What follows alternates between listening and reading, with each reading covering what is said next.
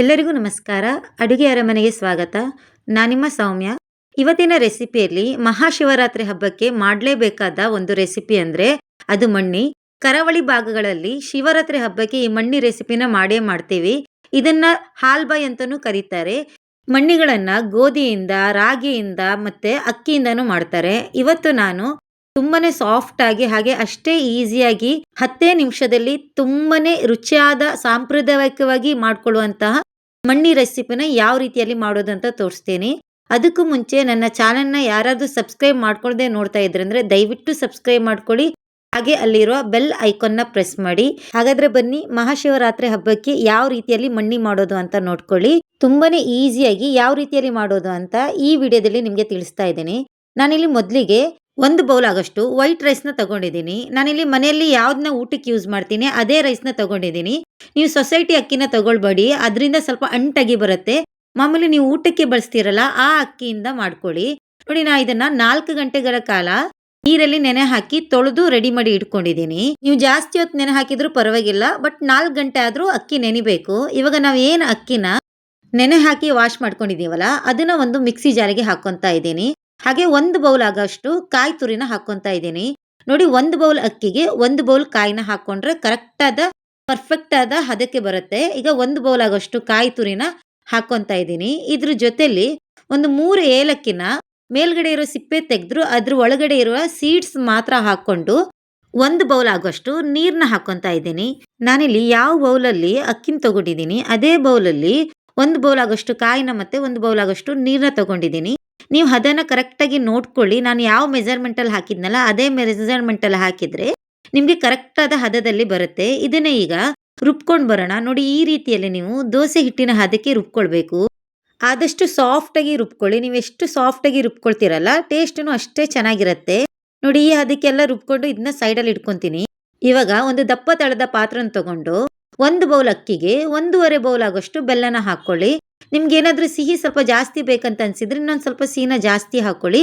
ಇಲ್ಲ ಕಡಿಮೆ ಬೇಕಂತ ಇದ್ರೆ ಸ್ವಲ್ಪ ಕಡಿಮೆ ಹಾಕೊಳ್ಬೋದು.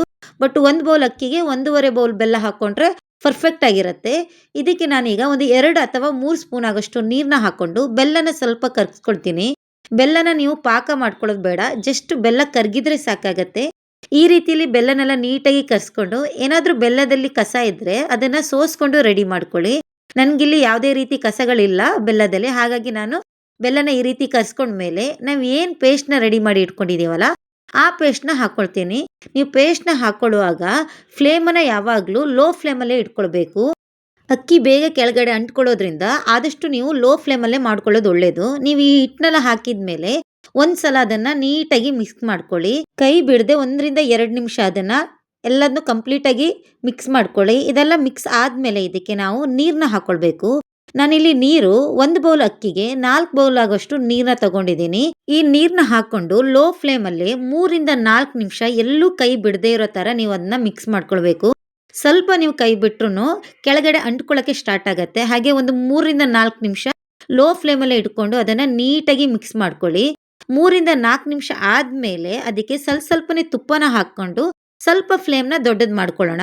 ನೋಡಿ, ಇಲ್ಲಿ 3 ರಿಂದ 4 ನಿಮಿಷ ಆಗಿದೆ. ಇವಾಗ ನಾನು ಇದಕ್ಕೆ 1 ಸ್ಪೂನ್ ಆಗೋಷ್ಟು ತುಪ್ಪನ ಹಾಕ್ಕೊತೀನಿ. ಇದಕ್ಕೆ ತುಪ್ಪ ಏನು ಜಾಸ್ತಿ ಬೇಕಾಗಲ್ಲ, 1 ಅಥವಾ 2 ಸ್ಪೂನ್ ಸಾಕು. 1 ಸ್ಪೂನ್ ಹಾಕೊಂಡ್ರೂ ಸಾಕಾಗತ್ತೆ. ನಾನಿಲ್ಲಿ 2 ಸ್ಪೂನ್ ಆಗೋಷ್ಟು ತುಪ್ಪನ ಯೂಸ್ ಮಾಡ್ಕೊತೀನಿ. ತುಪ್ಪ ಇಷ್ಟಪಡೋರು 2 ಅಥವಾ 3 ಸ್ಪೂನ್ನ ಹಾಕೊಂಡು ಮಾಡ್ಕೊಳ್ಬೋದು. ನೋಡಿ, ಈಗ ಸ್ವಲ್ಪ ಫ್ಲೇಮ್ನ ದೊಡ್ಡದು ಮಾಡಿಕೊಂಡು ಇದನ್ನ ಎಲ್ಲೂ ಕೈ ಬಿಡದೆ ಇರುವಾಗೆ ಮಿಕ್ಸ್ ಮಾಡ್ಕೊತೀನಿ.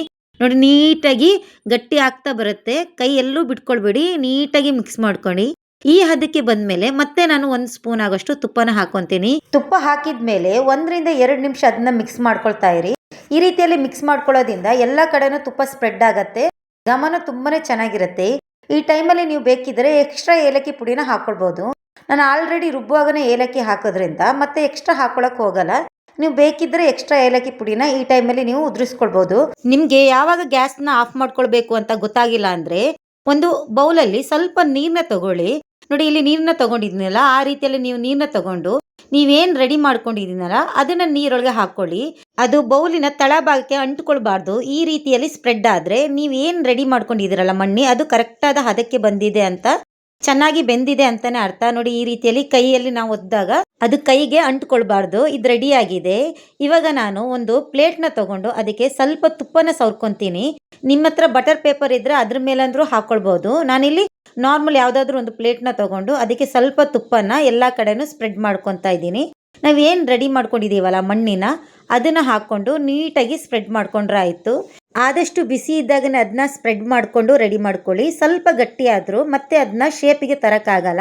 ನೋಡಿ, ಈ ರೀತಿಯಲ್ಲಿ ನೀವು ರೆಡಿ ಮಾಡಿಕೊಂಡು 1 ಅವರ್ ಅದನ್ನು ಹಾಗೆ ಬಿಟ್ಬಿಡಿ. ನೋಡಿ, 1 ಅವರ್ ಆಗಿದೆ. ಕಂಪ್ಲೀಟಾಗಿ ಅದು ಸೆಟ್ ಆಗಿದೆ ಮತ್ತು ಕಂಪ್ಲೀಟಾಗಿ ತಣ್ಣಗಾಗಿದೆ. ತಣ್ಣಗಾದ್ಮೇಲೆ ನೀವು ಅದನ್ನು ನಿಮ್ಗೆ ಯಾವ ಶೇಪ್ ಬೇಕು ಆ ಶೇಪಲ್ಲಿ ಶೇಪ್ ಕೊಟ್ಕೊಳ್ಳಿ.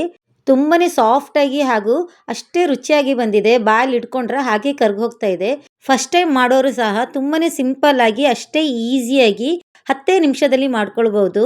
ಇವತ್ತು ನಾನು ಮಾಡಿರೋ ವಿಡಿಯೋ ನಿಮ್ಗೆ ಇಷ್ಟ ಆದರೆ ದಯವಿಟ್ಟು ಲೈಕ್ ಮಾಡಿ, ಶೇರ್ ಮಾಡಿ, ಹಾಗೆ ಕಮೆಂಟ್ ಮೂಲಕ ನಿಮ್ಮ ಅಭಿಪ್ರಾಯನ ತಿಳಿಸಿ.